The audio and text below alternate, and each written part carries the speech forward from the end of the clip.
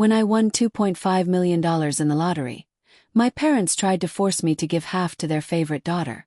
I refused. The next morning, I was shocked to see them burning my lottery check. They said, "If you won't share, you won't get a penny." I burst out laughing because the check they burned was actually, "You've just won millions on a lottery ticket, a total life changer." But before the ink is even dry on your dreams, you walk into your own home to find your parents. Your own parents, burning your winning check. My mother's face was etched with grim satisfaction, while my father, the golden child's biggest champion, stood there coldly declaring, "If you won't share, you won't get a penny." What they didn't expect. My burst of laughter. Oh, it was a moment. And trust me, this family drama has a twist they never saw coming. So, for those of you just joining, I'm Mackenzie, 34, and last month I became a millionaire overnight. But the story of how I got there and what happened after is far more dramatic than any jackpot. Growing up in our middle-class suburban home in Ohio wasn't exactly the picture-perfect childhood you see in sitcoms. From the moment my sister Brooke was born when I was 6, I instantly became the supporting character in my own family drama. Brooke was the son my parents orbited. I was just there. When she wanted dance lessons, they found the money. When I needed a graphing calculator for advanced math, I worked extra shifts at the local grocery store to buy it myself. Her finger paintings were displayed like museum pieces. My academic achievements met with a casual, "That's nice, Mackenzie, but did you see what Brooke made today?" Don't get me wrong, my parents weren't monsters. They provided the basics and sometimes a rare moment of genuine interest in my life. But the imbalance, it was constant. It was undeniable. As we grew older, the pattern just deepened. Brooke dropped out of college, then found herself and her way through 3 different majors and 5 career changes, all fully funded by mom and dad. Meanwhile, I worked through school, maintained a scholarship, and still graduated with a mountain of student loan debt. By the time I hit my 30s, I'd built a decent life. A steady job, a small but comfortable apartment, and enough savings for an occasional treat. I wasn't rich, not by a long shot, but I was fiercely proud of my independence. That Tuesday, my life took an unexpected turn. Stopping for gas on my way home, mentally calculating how much I could afford to put in the tank, I impulsively added a lottery ticket to my purchase. I rarely played, maybe 2 or 3 times a year, but that day something just told me to. "You never know, right?" the cashier said with a smile. "Lightning has to strike somewhere," I laughed back, tucking it into my wallet without another thought. Later that evening, while heating up leftover pasta, the lottery drawing came on. I remembered the ticket. I pulled it out, expecting the usual disappointment. The first number matched. My heart gave a little thump. Then the second. I sat up straighter. By the third, my heart was actually racing. 4th match. 5th match. When the final number appeared, I literally stopped breathing. I checked and rechecked, convinced I was hallucinating. But there it was, all 6 numbers. The jackpot. $2,500,000. I sat in stunned silence for nearly 30 minutes, staring at the ticket, then the TV, then the ticket again. Eventually, I took a photo of it, tucked it into a Ziploc bag, and hid it in my copy of Pride and Prejudice on the bookshelf. Safest place I could think of. My hands shaking, I called Rachel, my best friend. "You need to come over." "And I'm not joking or exaggerating," I managed to say. 20 minutes later, she burst in, clearly worried. "What's wrong? Are you okay?" Wordlessly, I showed her the ticket and the numbers I'd scribbled down. "Holy ST," she whispered, her eyes wide. "Mackenzie, holy SHT. Is it real?" I asked, my voice barely a whisper. "Can you check the numbers again? I'm afraid I'm hallucinating." She grabbed her phone, verified the numbers. "It's real. Oh my God, it's real. You just won $2,500,000. That night was a blur of disbelief, pure elation, and a healthy dose of fear. Rachel stayed over, and we talked until sunrise about the possibilities. For the first time, I could pay off my student loans completely. I could buy a house, a real home with a yard. I could invest, travel, donate to causes I cared about. The next morning I called in sick and contacted the State Lottery Commission. They confirmed I needed to come to their headquarters to verify the ticket. Rachel drove me. I was too nervous to get behind the wheel. At the office, officials verified everything, explained the process, lump sum or annuity payments, and informed me the actual funds would take about 2 weeks to process. They even arranged for a ceremonial big check photo op. As I posed with that giant novelty check, the reality finally started to sink in. My life had changed forever. But I had no idea how it would test my relationships and reveal truths about my family I'd always suspected but never wanted to confirm. With the initial verification complete and the photos taken, I went home with a folder full of paperwork and a head spinning. The lottery officials had strongly advised keeping my windfall private until the funds were secure. Winners often find themselves besieged by long-lost relatives, the rep had warned. I knew she was right, but a part of me, a part I'm not proud of, felt a strange obligation to tell my family. Despite our complicated relationship, they were still my parents. Brooke was still my sister. And deep down I wanted them to finally see me. Maybe now they would. After a few days of deliberation, I decided to share my news during Sunday dinner at their house. A monthly tradition I maintained more out of duty than enjoyment. I arrived early, helping my mother cook while mentally rehearsing my big reveal. "You seem different today," Mom observed, eyeing me. "Did something happen at work?" "You could say something happened," I replied, unable to suppress a small smile. "But let's wait until everyone's here." My father joined us, asking about my apartment's persistent plumbing issues. Problems I would soon be able to leave behind forever. When we finally sat down to eat, I took a deep breath. "I have some news," I began, my heart pounding. "Something pretty incredible happened last week. I won the lottery." My parents stared in disbelief. "The lottery?" my father repeated. "Like $20? "No," I said, my voice steadier than I expected. "The state lottery." I matched all 6 numbers. It's $2,500,000. The silence that followed was profound. Then, both my parents erupted in exclamations of shock and congratulations. My mother actually got up to hug me. Something that rarely happened in our family. "Oh my goodness, Mackenzie. This is unbelievable," she exclaimed. "Wait until Brooke hears this." And there it was. Not even a full minute of celebration before my sister was mentioned. As if on cue, the front door opened, and Brooke swept in, fashionably late as usual. "Sorry I'm late. Traffic was awful." What did I miss? My mother practically tripped over herself, rushing to deliver the news. Mackenzie won the lottery. $2,500,000. Brooke's expression shifted rapidly from surprise to excitement, then to something more calculating. She hugged me with unusual enthusiasm. "That's amazing, Mac. We're going to have so much fun with this." A knot formed in my stomach at her use of "we." Before I could even respond, my father chimed in. "This is perfect timing, actually. Brooke, tell your sister about your situation." Brooke at least had the decency to look slightly embarrassed. "It's not a big deal, really. I'm just in a bit of a financial bind with the business." The business was her latest venture. An online boutique selling overpriced bohemian clothing, started 6 months ago after she abandoned her marketing job. I'd already heard from my parents that it wasn't going well. "It's more than a bit of a bind," my father corrected. "The credit card debt alone is nearly $30,000. And then there's the inventory loan." "Dad, please," Brooke interrupted, shooting him an annoyed look before turning back to me with a practiced smile. "But hey, that's not important right now. This is about your amazing news, though. I mean, if you were thinking about helping family, I wouldn't say no." I sat there, my food forgotten, as I processed what was happening. Not a single question about how I felt about winning.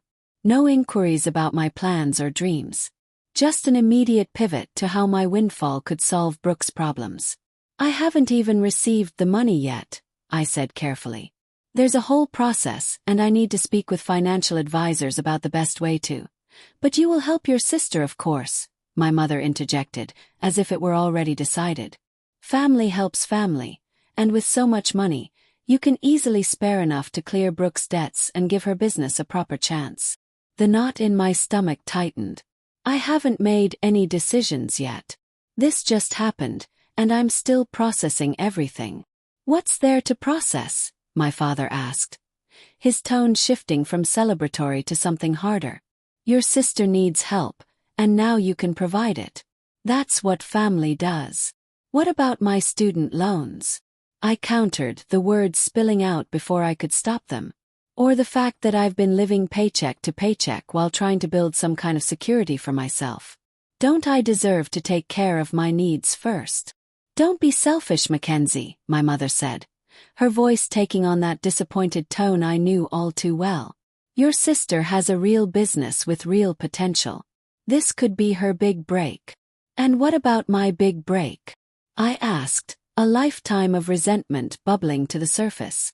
For once in my life, something amazing has happened to me, and immediately it becomes about Brooke. Brooke's expression turned hurt. I can't believe you're being like this. If I won, I would share with you without hesitation. The hypocrisy of that statement was almost laughable. 3 years ago, when Brooke received a $10,000 inheritance from our grandmother, she'd spent it all on a luxury vacation to Bali without so much as offering to take any of us to dinner. The rest of the meal devolved into a tense conversation, my parents alternating between guilt trips and thinly veiled demands. By the time I left, the joy of my windfall had been thoroughly tarnished. Instead of celebrating with my family, I drove home, fighting back tears of frustration and disappointment. Once home, I poured myself a glass of wine and called Rachel. "Oh, Mac, was it that bad?" she asked after I recounted the dinner disaster. "They didn't even wait 5 minutes before making it about Brooke," I said, my voice breaking. "Not a single question about what this means for me or what I might want to do with my own money." "I'm not surprised, but I'm still sorry," Rachel replied gently. "What are you going to do?" I took a deep breath. Exactly what I planned before dinner. Pay off my debts, secure my future, and make smart decisions. And apparently, set some very firm boundaries with my family. Little did I know how severely those boundaries would be tested in the coming days. The morning after that disastrous dinner, my phone began ringing at 7:30 a.m. It was my mother. "I've been thinking about our conversation last night," she began without preamble. "I think you were just overwhelmed, which is understandable, but now that you've had time to sleep on it, I'm sure you see how important it is to help your sister." I pinched the bridge of my nose, already feeling a headache forming. "Mom, it's not even 8, and I'm getting ready for work. Can we talk about this later?" "What's there to talk about? This is what family does, Mackenzie. Your father and I have always taught you girls to support each other." The irony of that statement was not lost on me. "I need to go. We'll discuss this another time." Before she could respond, I ended the call and silenced my phone. I needed space to think clearly without the constant pressure. At work, I met with my supervisor and vaguely mentioned that I might need to take some personal time in the coming weeks to deal with a family situation. I wasn't ready to disclose my win to my workplace, especially since the funds hadn't been transferred yet. During my lunch break, I checked my phone to find 3 missed calls from my mother, 2 from my father, and a text from Brooke. "Hey sis, just wanted to say I totally understand you needing time to process everything. No pressure, but when you're ready to talk, I have some spreadsheets showing exactly how much I need to clear my debts and get the business profitable. Love you, Red Heart." I closed the message without responding. That afternoon, I contacted a financial advisor recommended by the Lottery Commission, someone experienced in working with sudden wealth situations. We scheduled an appointment for the following day. That evening, the calls continued. My father's voicemail was particularly pointed. "Mackenzie, your mother is very upset by your behavior. We raised you better than this. Call us back immediately so we can discuss how you're going to help your sister." I didn't return the calls. Instead, I researched financial planning for lottery winners and made notes of questions to ask during my appointment. The next morning, my financial advisor, Miss Thornton, walked me through the realities of my winnings. After taxes, the lump sum would be closer to $1,400,000. Still life-changing, but not the full $2,500,000 advertised. The first priority should be establishing an emergency fund and paying off high-interest debts, she advised. Then we can discuss diversified investments for long-term growth and security. When I mentioned my family's expectations, she frowned. Unfortunately, this is very common with lottery winners. I always advise my clients to establish clear boundaries early. Any gifts to family should be carefully considered and formally documented to avoid ongoing expectations. I left her office with a preliminary financial plan and a stronger resolve to protect my newfound security. But my family wasn't making it easy. That evening, I received a group text from my mother, including both my father and Brooke. "We're all getting together tomorrow evening at 7 to discuss the family financial plan now that Mackenzie has come into this blessing. Mackenzie, please bring whatever paperwork you have so far so we can understand the timeline." I stared at the message in disbelief. The audacity of scheduling a family financial plan meeting without even consulting me was staggering. I replied simply, "I won't be attending. My financial decisions are my own to make." The response was immediate and heated. My father called, and when I didn't answer, he left a voicemail. "Your behavior is completely unacceptable. After everything we've done for you, this is how you repay us. By turning your back on your own sister when she needs help. I'm extremely disappointed in you." The barrage continued through the next day. Brooke tried a different approach, sending a long emotional text about how her business was her dream and how, with just a small portion of my winnings, she could make it successful and pay me back someday. Meanwhile, I returned to the Lottery Commission to finalize my decision to take the lump sum payment. I participated in the official big check ceremony for their press materials, holding the oversized novelty check while cameras flashed. The lottery officials again reminded me that the actual funds would be processed within 2 weeks. After the ceremony, I stopped by a secure post office box I had rented and deposited the ceremonial check along with copies of all my lottery documentation. The originals were stored in a safe deposit box at my bank. I was taking no chances with these important papers. When I arrived home that evening, I found my parents and Brooke sitting in their car outside my apartment building. My stomach dropped as I parked and reluctantly approached them. "We need to talk," my father said firmly. "Since you wouldn't come to us, we've come to you." I glanced around the parking lot, aware that this was not a conversation I wanted to have in public. "Fine," I said, "but I have nothing new to say." Once inside my small apartment, the tension was palpable.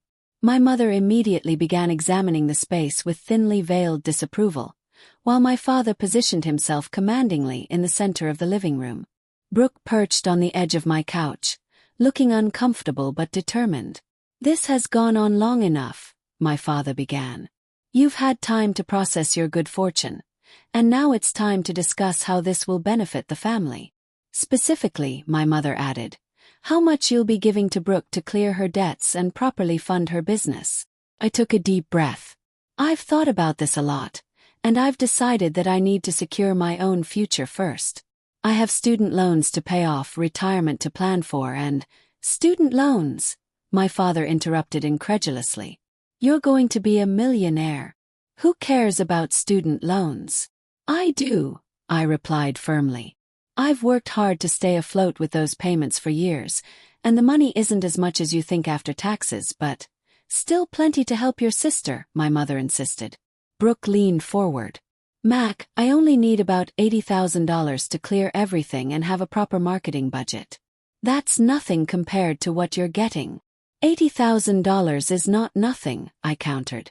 "And what happens when that runs out? Will you need another infusion of cash in 6 months?" "That won't happen," Brooke insisted, though her eyes slid away from mine. "This is different. I just need a proper chance. Like the proper chance you had with graphic design or interior decorating or becoming a yoga instructor." I couldn't keep the bitterness from my voice. "Each time Mom and Dad supported you financially, and each time you abandoned it when it got difficult." "That's enough," my father said sharply. Your sister is trying to build something of her own. All she needs is adequate capital, which you now have in abundance. This is about family responsibility, Mackenzie. Where was this family responsibility when I was working 2 jobs to pay for college? I asked, years of resentment finally spilling over. Where was it when I needed help with the down payment for a car so I could get to work? You've always had different standards for Brooke and me. That's not true, my mother protested weakly. It is true, and we all know it, I said, my voice trembling slightly. For once in my life, something good has happened to me, and I deserve to enjoy it without guilt or manipulation. Brooke's expression turned icy. I can't believe you're being like this. The argument continued for over an hour, growing increasingly heated. My parents cycled through guilt, anger, and even attempts at negotiation. What about $40,000 instead? Brooke alternated between playing the victim and making veiled accusations about my character. Finally, emotionally exhausted, I asked them to leave. I've made my decision. I won't be bullied or manipulated into changing my mind. My father's face hardened. If this is your attitude, don't expect to remain part of this family. The words hit like a physical blow, but I stood my ground. If your acceptance is conditional on me giving away my financial security, then maybe that's for the best. After they left, I collapsed onto my couch, emotionally drained but oddly relieved. I had finally stood up for myself after decades of accepting second-place status in my own family. But I knew this wasn't over. Not by a long shot. I called Rachel and asked if I could stay at her place for a few days. I need some space from my family, and I don't trust them not to show up again. Of course, she said immediately. Pack a bag and come over. Wine will be waiting. As I packed, I had no idea how prophetic my distrust would prove to be. I spent 3 relatively peaceful days at Rachel's apartment, going to work as usual, but returning to her place rather than my own. My family continued their campaign of calls and texts, but I responded minimally, usually with simple variations of "my decision is final." On the 4th day, I realized I needed to retrieve some work documents I'd left at my apartment.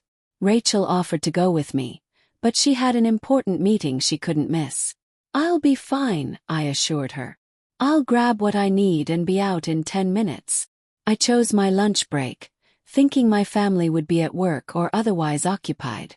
As I approached my apartment door, everything seemed normal. I unlocked it and stepped inside, immediately sensing something was wrong. There were voices coming from my living room. I froze, heart pounding, before recognizing my parents' voices. They were in my apartment. For a moment, I considered backing out quietly and calling the police, but anger overrode caution, and I strode into the living room. "What are you doing in my apartment?" I demanded. My mother and father were standing by my coffee table. Between them, in a small metal trash can from my own kitchen, flames were rising from what looked like paper. With a jolt of horror, I realized what was happening. My mother was burning what appeared to be my lottery check. My father turned to me, his expression cold and determined. "If you won't share, you won't get a penny." I rushed forward, but the damage was already done.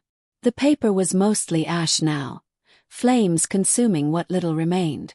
My mother stepped back, a look of grim satisfaction on her face. "Now we can discuss a fair arrangement," she said. "You'll need to reapply for the prize." I stared at them in shock, my mind racing to process what had just happened. How had they gotten in?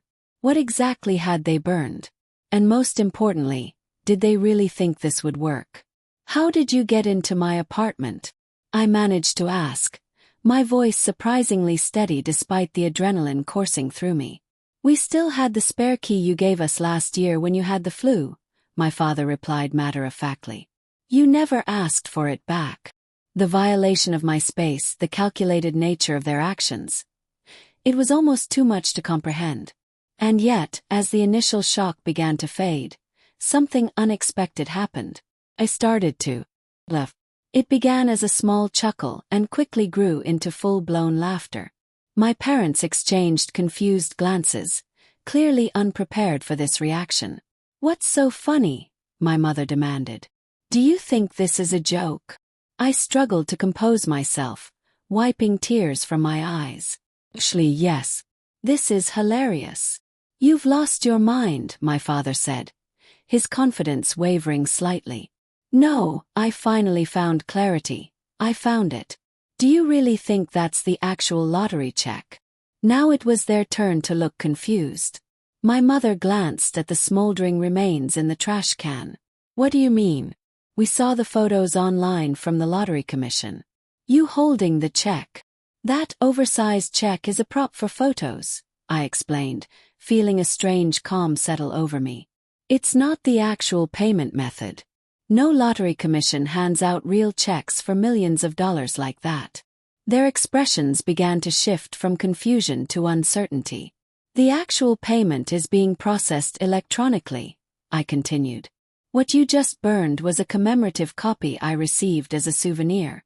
It has no monetary value whatsoever. The color drained from my mother's face. My father, always quick to bluster when challenged, shook his head. You're lying. You're just saying that because we destroyed it. In response, I pulled out my phone and opened my email, turning the screen toward them to show a message from the Lottery Commission confirming my electronic funds transfer was being processed. The money will be deposited directly into an account I've set up specifically for this purpose, I said calmly. There was never a real check to burn. The silence that followed was deafening. My parents stood frozen, the reality of their failed manipulation sinking in. Finally, my mother spoke, her voice small and suddenly conciliatory. Mackenzie, we were just trying to break into my apartment and destroy what you thought was my financial security, I finished for her. Yes, I can see that. You're blowing this out of proportion, my father attempted, his authoritative tone returning. We're your parents. We were just trying to bring you to your senses. By committing breaking and entering and attempted destruction of property, I shook my head in disbelief. Do you have any idea how unhinged that sounds? Just then the front door opened, and Brooke walked in carrying a takeout bag. She stopped short when she saw me. Oh, you're here. She looked nervously between me and our parents. I was just bringing lunch for Mom and Dad while they talked to you. While they trespassed in my apartment and tried to destroy what they thought was my lottery check, I corrected, watching her eyes widen. I didn't know they were going to do that, she protested quickly. They just said they were going to wait for you to come home so we could all talk again. Whether she was telling the truth or not didn't really matter anymore. The fact that any of them thought it was acceptable to enter my home without permission spoke volumes. All of you need to leave now. My voice was steady, but there was no mistaking the finality in it. Mackenzie, please, my mother began, her tone shifting to pleading. We made a mistake. We were just so worried about the family being torn apart over money. No, I countered. You are worried about losing access to money you believe you're entitled to. There's a difference. After everything we've done for you, my father started. That's exactly the problem. I interrupted. You've convinced yourselves you've done so much for me when the reality is, I've been largely on my own since I was a teenager. You're not entitled to my lottery winnings, and your actions today have shown me exactly who you are. I moved to the door and held it open.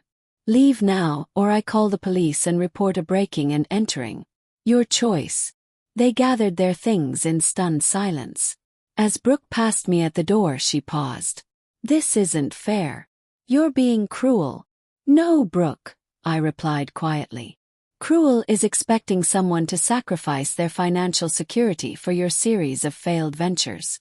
Cruel is supporting parents who would break into your sister's apartment to destroy her property. You've always been the favorite, and you've used that to your advantage your entire life. That ends today. After they left, I immediately called a locksmith to change my locks and began researching security systems. I also called Rachel to update her on what had happened. They did what? She exclaimed. That's insane. Are you okay? Strangely, yes, I replied, surveying my apartment. I think this needed to happen. The illusion is gone now. I see them clearly for who they are, and it's actually liberating. That night, I received a flurry of texts from extended family members, aunts, uncles, cousins, all expressing concern about the family rift and urging me to reconsider my harsh stance against my parents and sister. Clearly, my family had been busy spinning their version of events. I didn't bother responding. Instead, I focused on finishing my packing. I had already given notice at my apartment and found a short-term rental in a secure building across town. No one in my family knew the address, and I intended to keep it that way. As I sealed the last box, I felt a weight lifting from my shoulders. The money hadn't even hit my account yet, but I was already experiencing a different kind of wealth, the richness of clarity, and the luxury of finally prioritizing myself. The day after the burning incident, I took a personal day to handle several important matters. First, I met with a lawyer recommended by my financial advisor to discuss the legality of my family's actions and how to protect myself. Breaking and entering is a criminal offense, Miss Patterson explained, as is destruction of property, even if what they destroyed was ultimately just a souvenir. I don't necessarily want to press charges, I said, still conflicted despite everything. I just want them to leave me alone. A restraining order might be appropriate then, she suggested, and I'd recommend documenting everything in case their behavior escalates further. Next, I visited the bank where I'd set up the account for my lottery winnings. The bank manager assured me that all security measures were in place. We've worked with lottery winners before, she explained. Your account has our highest security protocols. No one can access it without your physical presence and multiple forms of ID. As a final precaution, I contacted the Lottery Commission to alert them to my family's behavior. Unfortunately, this happens more often than you'd think, the representative said sympathetically. Rest assured, we will not discuss your winnings with anyone but you, regardless of their claimed relationship. With these safeguards in place, I returned to my newly secured apartment to finish packing for my move the following day. As I sorted through my belongings, my phone rang. It was a number I didn't recognize. "Hello," I answered cautiously. "Mackenzie, it's Aunt Helen." My mother's sister had always been somewhat of a neutral party in family dynamics. "Aunt Helen," I responded, my tone guarded. "I assume you've heard some version of recent events." "I've heard your mother's version," she confirmed. "But I've known your mother my entire life, so I can read between the lines. What really happened?" Something in her voice, a genuine concern without judgment, prompted me to tell her everything, from the lottery win to the breaking and entering to the ceremonial check burning. When I finished, she was silent for a moment. "They broke into your apartment and burned what they thought was your check?" she finally asked, her voice a mixture of horror and disbelief. "Yes," I confirmed. "And they seemed to genuinely believe that would somehow force me to share the money with Brooke." "Good Lord," she muttered. "I knew your mother could be dramatic, but this is criminal behavior." "The irony is, there was never an actual check to burn," I explained. "The lottery doesn't work that way. The giant check from the ceremony is just for publicity photos. The real payment is processed electronically." Aunt Helen gave a short, incredulous laugh. "So, they committed a crime for absolutely nothing." "Essentially, yes." Despite everything, I found myself smiling at the absurdity of it all. You should have seen the look on their faces when I explained that to them. "I can imagine," she said. "Listen, Mackenzie, I'm sorry this happened to you. And I'm sorry that your win has been tainted by all this ugliness. You deserve to enjoy your good fortune without this drama." Her understanding was unexpected and touching. "Thank you, Aunt Helen. That means a lot. For what it's worth," she added, "your mother has been calling everyone in the family trying to rally support for her side. But after hearing what really happened, I think you'll find most of us are appalled by their behavior." After we hung up, I felt a small measure of relief, knowing that at least some of my extended family understood the reality of the situation. The next day, as professional movers loaded my belongings into their truck, my phone began ringing repeatedly. It was my parents. After the fifth call in 10 minutes, I finally answered. "What do you want?" I asked, my patience exhausted. We need to talk, my father said, his tone notably less commanding than usual. Your mother and I have been discussing things, and we realize we may have overreacted. Overreacted? I repeated incredulously. You broke into my apartment and tried to destroy what you thought was my financial security. That's not overreacting. That's criminal. We were upset, my mother chimed in from what must have been speakerphone. We weren't thinking clearly. But we're your parents, Mackenzie. Surely we can move past this misunderstanding. This wasn't a misunderstanding, I corrected her. A misunderstanding is when we miscommunicate about dinner plans. What you did was deliberate and calculated. The point is, my father interjected, we want to apologize and start fresh. Family is more important than money. I agree completely, I replied. Which is why I was so shocked that you were willing to destroy our relationship over money that isn't even yours. There was an uncomfortable silence before my mother spoke again. Brooke is very upset. She feels like you're punishing her for our actions. I sighed, watching as the movers carried out the last of my boxes. I'm not punishing anyone. I'm protecting myself from people who have demonstrated they don't have my best interest at heart. So what now? My father asked. You're just going to cut us off completely? For now, yes, I said firmly. I need time and space. I've arranged for my mail to be forwarded and I'm moving today. Please don't try to contact me for a while. I'll reach out when, if I'm ready. You can't just disappear, my mother protested. We're your family. Family doesn't break into each other's homes and destroy their property, I reminded her. I have to go now. As I ended the call, a text came through from Brooke. I know you're angry, but you're being unfair. I had nothing to do with what Mom and Dad did. Call me when you stop being so selfish. The lack of self-awareness was staggering. I blocked her number without responding. That afternoon, as I was settling into my new apartment, a modern one-bedroom in a secure building with a 24-hour doorman, I received an email notification from my bank. The lottery funds had been deposited. It was official. I was now a millionaire. I sat on my new couch surrounded by half-unpacked boxes and allowed myself a moment to truly feel the significance of this change in my life. Despite all the family drama, despite the betrayal and hurt, this was still an incredible blessing. My phone buzzed with a text from Rachel. All settled in. How's the new place? It's perfect, I replied. And the money just hit my account. Champagne time, she responded immediately. I'll be there in 30 minutes. We're celebrating properly this time. As I awaited Rachel's arrival, I reflected on how differently everything might have unfolded if my family had simply been happy for me. If they had respected my autonomy and my right to make my own financial decisions. If their love had truly been unconditional. But their actions had revealed important truths. Painful ones, yes, but necessary to acknowledge. And perhaps that clarity was its own kind of fortune. When Rachel arrived with champagne and takeout from my favorite restaurant, we toasted not just to my financial windfall, but to new beginnings and true friendship. To boundaries, Rachel said, raising her glass.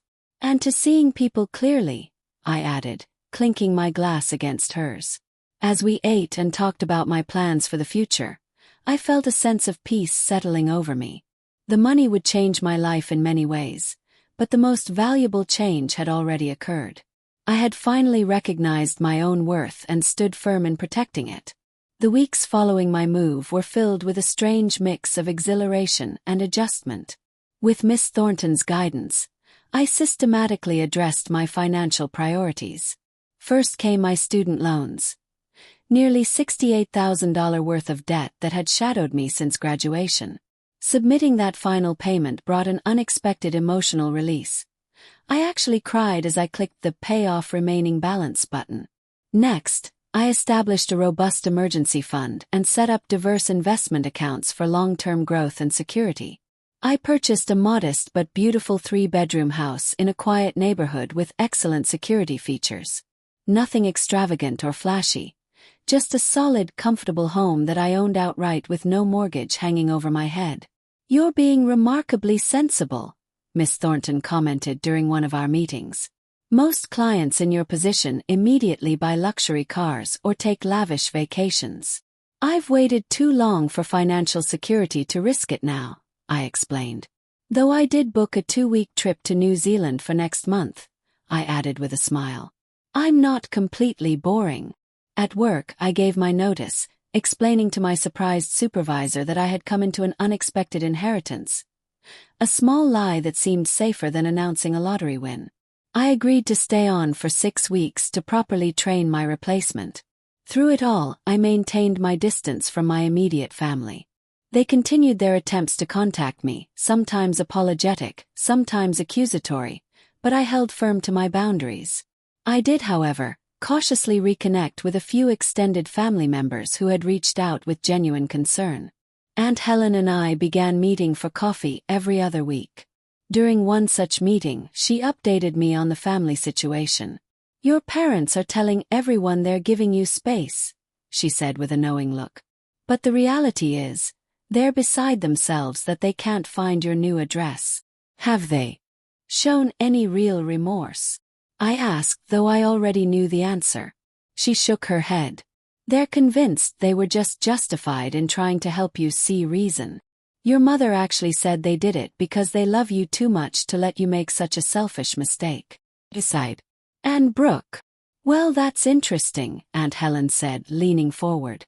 Her business has officially folded. Apparently, she took out some high-interest loans that she can't repay. I'm sorry to hear that, I said, and was surprised to find I genuinely meant it. Despite everything, I didn't want my sister to suffer.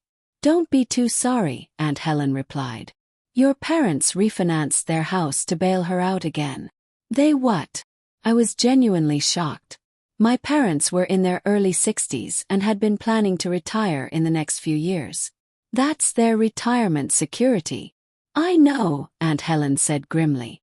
I tried to talk them out of it, but they insisted Brooke had no other options. She could get a job like everyone else, I pointed out. That's what I said. But you know how they are with her. Always the exceptional child who deserves exceptional support. The conversation left me troubled. While I had maintained my boundaries, I didn't wish financial hardship on my parents. I decided to consult with Miss Thornton about potentially setting up a small retirement fund for them. Not now, but perhaps in the future, when emotions had settled. Meanwhile, I was discovering the joy of financial freedom coupled with purpose. With Miss Thornton's help, I established a modest foundation focused on providing financial literacy education to young adults. I partnered with local community colleges to offer workshops on budgeting, understanding credit, and basic investing principles. All the knowledge I had struggled to acquire on my own. I also made anonymous donations to causes I cared about. A shelter for domestic violence survivors, the public library that had been my sanctuary growing up, and a scholarship fund for first-generation college students. These acts of giving brought me more satisfaction than any luxury purchase could have. I wasn't just changing my own life. I was creating ripple effects that might change others' lives too. Rachel remained my steadfast supporter through all of these transitions. When I confessed my guilt about not helping Brooke despite having the means to do so, she provided a valuable perspective. Your sister doesn't need a bailout. She needs to learn consequences, Rachel pointed out. If you step in now, you're just replacing your parents as her safety net. Nothing will change. I know you're right, I sighed. But I still feel this nagging guilt. That's because you're a good person, Rachel said firmly. But being a good person doesn't mean being a doormat. You can be generous without being exploited. About 3 months after the burning incident, I received an unexpected email from Brooke. Unlike her previous messages, this one seemed more reflective. I've been doing a lot of thinking about everything that happened, she wrote. I realize now how entitled I must have seemed about your lottery win. The truth is, I was desperate. My business was failing and I was too proud to admit it. That doesn't excuse my behavior or mom and dad's, But I wanted you to know that I understand better now why you reacted the way you did. I miss my sister. I read the email several times, trying to gauge its sincerity. Was this a genuine moment of growth for Brooke, or another manipulation tactic now that her financial situation had deteriorated? After careful consideration, I replied with a brief but not unkind message. Thank you for your email, Brooke. I appreciate your reflection on what happened. I'm still processing everything and need more time before considering any kind of reconciliation. I hope you're finding your way forward. Her response came quickly. I understand. For what it's worth, I've finally taken a regular job. Assistant manager at Riverside Cafe. It's not glamorous, but it's stable. Take all the time you need. I'll be here if you're ready. This small evidence of Brooke taking responsibility for her own financial situation was the first positive sign I'd seen. While I wasn't ready to fully reconnect, it left me open to the possibility that genuine change might be possible eventually. As my new life took shape, I found myself experiencing a profound sense of peace. My days were filled with meaningful work through my foundation, enjoyable hobbies I'd never had time for before, and genuine connections with friends and the extended family members who respected my boundaries. The wealth hadn't changed who I was at my core. I still shopped sales and felt a twinge of guilt when splurging. But it had removed the constant background anxiety about money that had been my companion for so long. More importantly, it had catalyzed a necessary transformation in how I viewed myself and my relationships. One evening, as Rachel and I enjoyed dinner on my new patio, she raised her glass in a toast. To the unexpected silver lining, she said. Without the lottery, you might never have seen your family so clearly, or found the strength to prioritize yourself. I clinked my glass against hers, reflecting on the truth of her words. Sometimes the greatest gift isn't the money itself, I replied, but what it reveals about the people around you and about yourself. 1 year after that lottery ticket changed everything, I stood in the doorway of my home office, surveying the space I'd created for myself.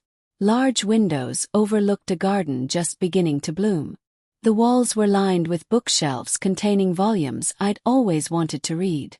My desk, a beautiful antique I'd restored myself, held a laptop and a neat stack of documents related to my foundation's latest financial literacy program.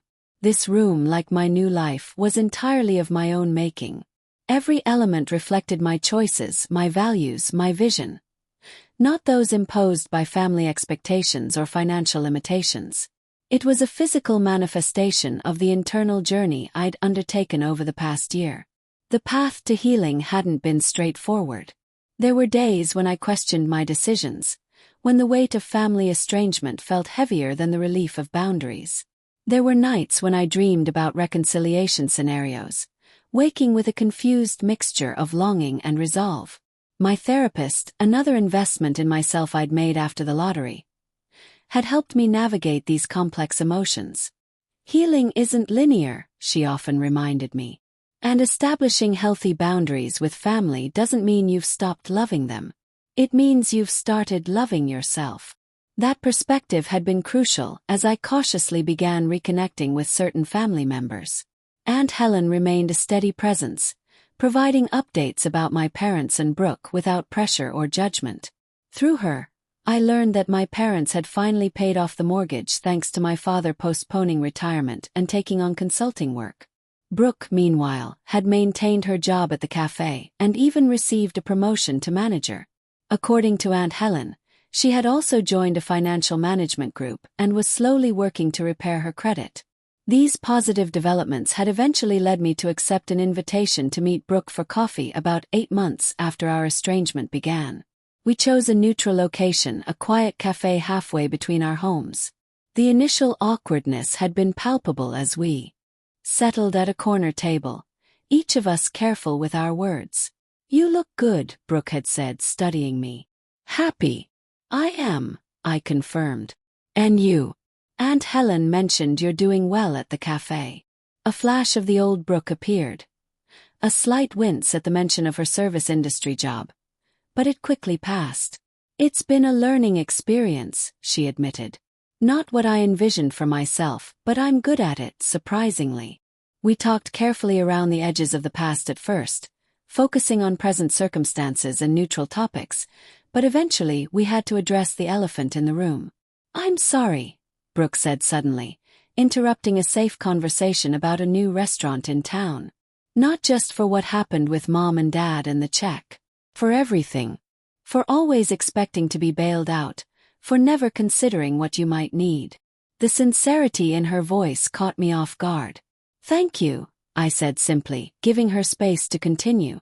"When your money didn't materialize to solve my problems, I had to face some hard truths," she continued. "I've never had to deal with consequences before. Mom and Dad always fixed everything, and I let them because it was easier. It's a pattern that started when we were kids," I acknowledged. "It wasn't entirely your fault, but I participated in it," she countered. "And I benefited from it at your expense. I see that now." That first meeting had ended with a tentative hug and a promise to try again in a few weeks. We'd had several more coffee dates since then, each one a little more comfortable than the last. We weren't best friends. Too much history stood between us for that. But we were finding a new, more balanced way to be sisters. My parents were a more complicated matter. While I'd exchanged a few brief emails with them, I wasn't ready for in-person contact. Their apologies still carried undertones of justification, suggesting they hadn't fully recognized the gravity of their actions or the patterns that led to them. "You'll know when or if you're ready," my therapist had assured me. "And it's perfectly acceptable if that time never comes." That permission to prioritize my own well-being without guilt had been transformative. I'd spent so much of my life accommodating others' needs and expectations that establishing firm boundaries felt like learning a foreign language. But with practice, it was becoming more natural. The lottery money, while providing material security, had been merely the catalyst for this more profound personal growth. The true wealth I'd gained was in self-knowledge and self-respect. This perspective informed how I managed my financial windfall as well. Rather than defining myself by my bank account or allowing money to become my primary identity, I viewed it as a tool. One that could provide security, yes, but also one that could create positive impact. Through my foundation, I'd helped fund financial literacy programs that had reached over 500 young adults in the past year. The feedback from participants was often emotional. Many shared stories of being the first in their families to understand compound interest, investment basics, or the true cost of credit card debt. "You're not just teaching them about money," one community college partner had told me. "You're breaking generational patterns." That comment had resonated deeply with me. Breaking patterns. Wasn't that exactly what I'd done in my own life? As I moved from my office to the kitchen to prepare dinner, my phone buzzed with a text from Rachel. "Just confirmed reservations for New Zealand 2.0 next month. Pack your hiking boots." I smiled, thinking about our upcoming adventure, our second trip to New Zealand. This time to explore the southern island. Rachel had been my rock throughout this transformative year, celebrating my victories and providing perspective during moments of doubt. "Can't wait," I texted back, thinking of adding a stop in Australia this time. Her reply was immediate. "Yes, let's do it." The freedom to make such decisions, to travel, to explore, to expand my horizons, was something I never took for granted. Neither was the autonomy to choose how I spent my time. In addition to managing my foundation, I'd started taking classes in furniture restoration, a hobby I'd always been interested in but never had time to pursue. My dining room table was currently covered with the components of an antique radio cabinet I was bringing back to life. As I prepared a simple but delicious dinner of salmon and roasted vegetables, I reflected on how my relationship with money had evolved. The initial panic about making mistakes with my windfall had given way to confidence in my careful decisions. The fear that wealth might change me fundamentally had been replaced by the understanding that it had simply revealed and amplified who I already was.